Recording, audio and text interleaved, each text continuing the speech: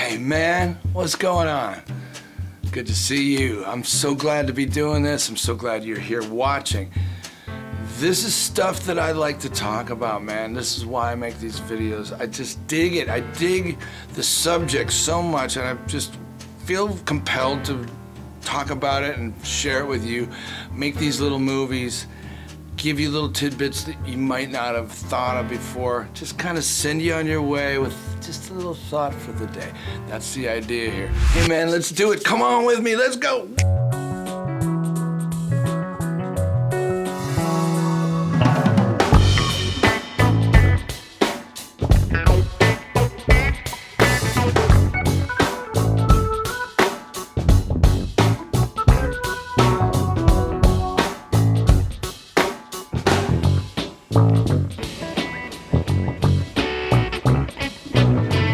There's definitely a non-cerebral aspect of creating, making music. This is what art is all about, is that other thing, whatever that is. So I'm going to attempt to show that today with some visuals, but I'm going to let Mr. Leonard Bernstein start it off. Come on, Lenny, let's go. Now he adds some marvelous harmony underneath, and this is what you get, the beginning of Tristan and Isolde.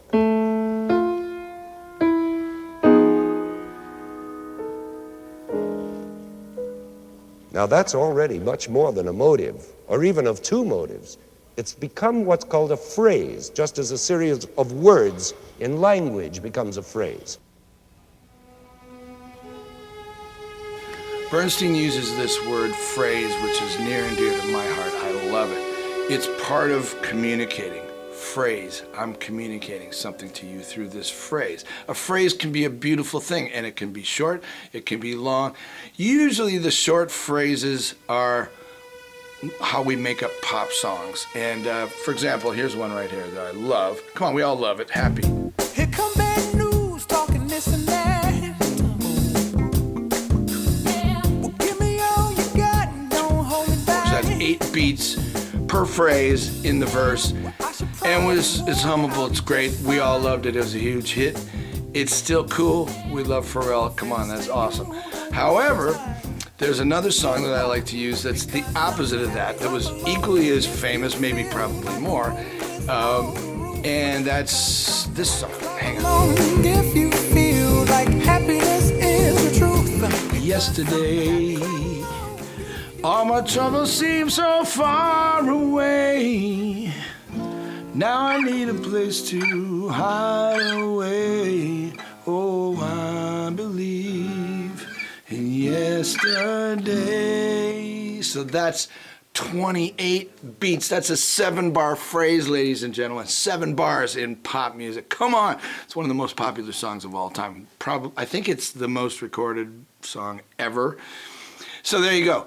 That's a beautiful long phrase, 7 bars long. And man, kudos to McCartney. Thank you, Paul, for writing Yesterday. Thanks for dreaming it up, baby. We love it.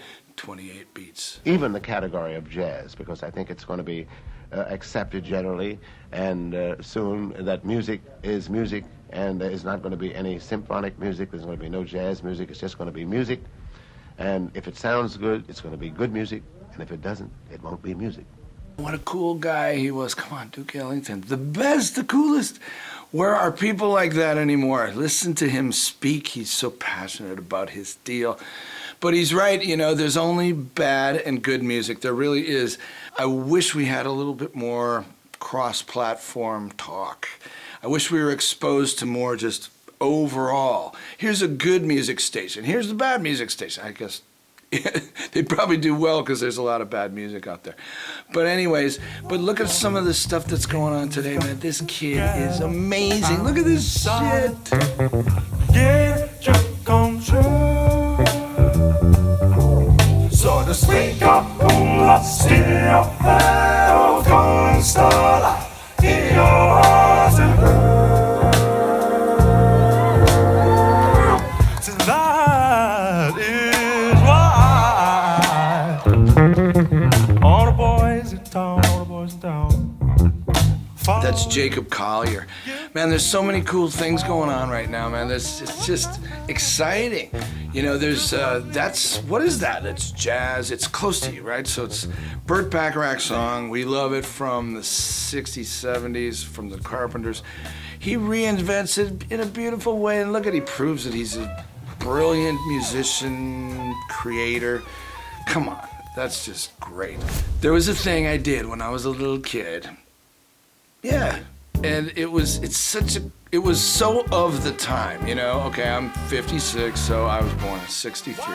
That made me a teenager in the mid-70s. And Columbia did this crazy thing called Columbia House Record Club. Oh my God, I loved it so much. It was a scam, in a sense. It was just a scheme by Columbia to sell more records. Pick any 14 records for 1 cent. Yeah, and a little small print says, yeah, you gotta buy a bunch of records at the end for full price, you know, we're not just, but even as kids, we knew it was kind of a scam, but we wanted that music, man, I gotta have it. But here's what it got me, because what happens is you got your obvious pop records, here, boom, boom, boom, boom, you got your first 8 are easy, you know, come on. Billy Joel, Elton John, boom, boom, boom. Well, then you get a little deeper in and you're like, yeah, well, there was some other stuff that I heard the other day. Maybe I should just try it out. So now you're getting a little more experimental. We got these records, and now I'm looking over here. I see this name, Will Lee. Oh, man, Will Lee, he's playing on Spyro Gyro. He's badass. That bass playing is awesome. Oh, wait, I saw his name over here, Maynard Ferguson, Conquistador. He's on that record. Same guy? Wow, he's great. He's all over the place. Now, boom, boom, boom, I'm learning about all these great players. And now I'm studying the players. And I guess that's what got me into being a player, being a sideman, loving the artistry of just being the guy in the band, rather than trying to be the rock star myself, you know? So this was really fun. It was a really awesome part of my life. I can't say enough, and thank you, Columbia House, for chinsing me out of my money, but man, I loved it. I loved every second of it. So Paul Simon was one of those guys that respected these players. He loved the good players. He got these great players on his music. People like Steve Gadd, Richard T. Oh my God, Richard T. So One of the greatest ever. This is remarkable. Me singing a song, the beginning of the song I had. Da da da da da da. Now this part. That comes from a Bach piece. That comes from a Bach chorale. Ba da da da da da da. Dee da da da da da da. So that was in my mind. So that's how that part slipped in. Yeah. Then when you're really feeling small. Do, do, do, do.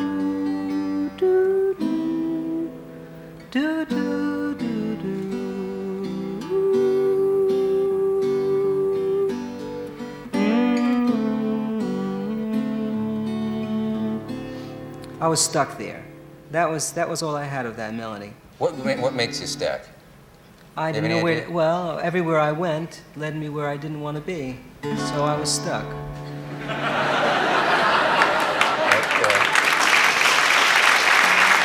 There was this one song. It was a very up-tempo thing, and the lead singer was phenomenal. He's a tremendous lead singer in this group, and he was scat singing. And at one point, he shouted out, "I'll be a bridge over deep water if you trust in my name." And I guess I stole it, actually. Ah, that's what I've been leading you to.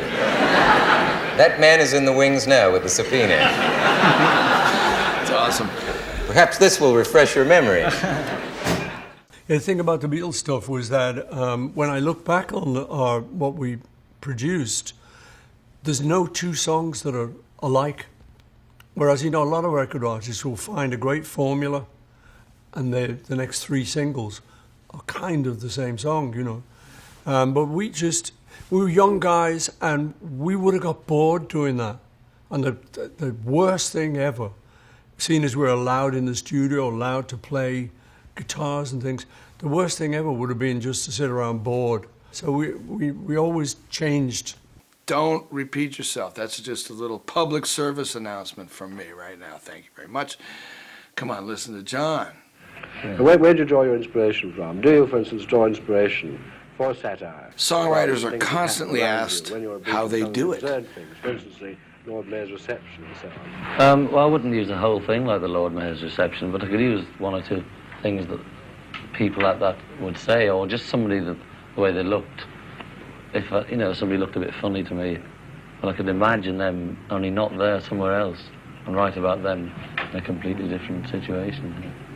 And what we know too is that the Beatles were very well schooled in songwriting. They've studied their parents' music, basically, Tin Pan Alley, the songs of musicals. This is what they grew up in Liverpool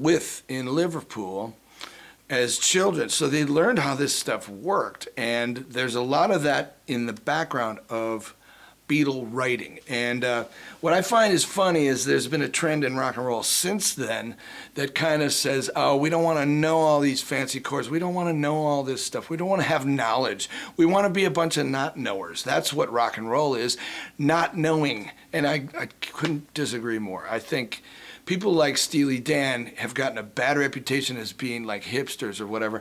But the thing is, man, it's like they just knew stuff, and then they took their expression and was able to use the knowledge to make something interesting. So it's awesome. So let's hear about this.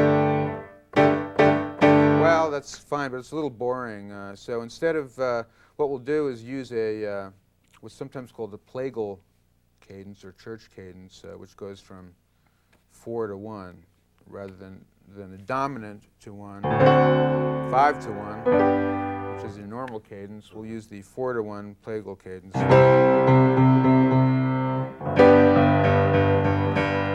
It's your church sound. Amen. Gospel, it's your amen. But we'll add our major notes to that. We'll add some chords that give it that major sound in the C chord. We'll put a B natural in there, which gives you a C major 7. And then we'll use that other stack of 4s for the G. And we end up with this.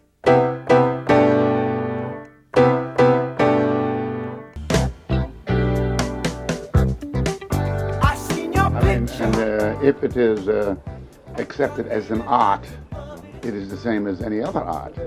The popularity of it doesn't matter, doesn't mean anything, because when you get into popularity, then you're talking about money and not music.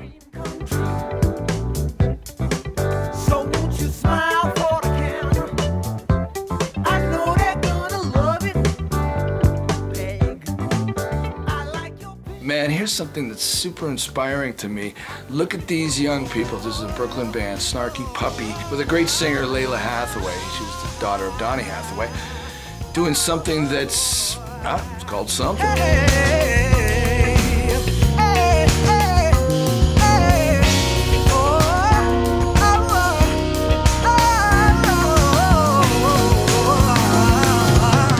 They seem to not care about commerciality. It seems like they're just going for it, and this is what I love about them.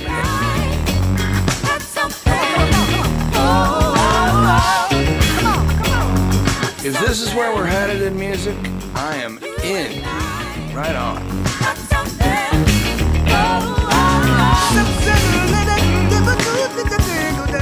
Look at that, man. Great musicianship, great singing, great vision. Just all beautiful. That thing was put together so well, and I love it. It's so inspired, and we thank you, because it's obviously not going right after commercial radio kind of thing. It's just doing it for the love of the music. Thank you for the inspiration. And the inspiration is best summed up by this man who we all loved so well. I was discussing this with Larry today. We were just discussing the word inspiration and where we think it originated from. And ultimately, you know, if you go back, your father may inspire you, and then that your father, his father inspired him, and his father may have inspired him. Eventually we get to Adam. Yeah, and eventually Adam had a father, you know. Ah. So, yeah, inspiration comes from God. That's the original source. And so to use your gift in a creative fashion, it's the best thing you can do. What a great way to end. So, if you like this video, please press like right there. Subscribe if you like. And let's do some more of these, man. I like it. Give me some comments down below. I like reading those.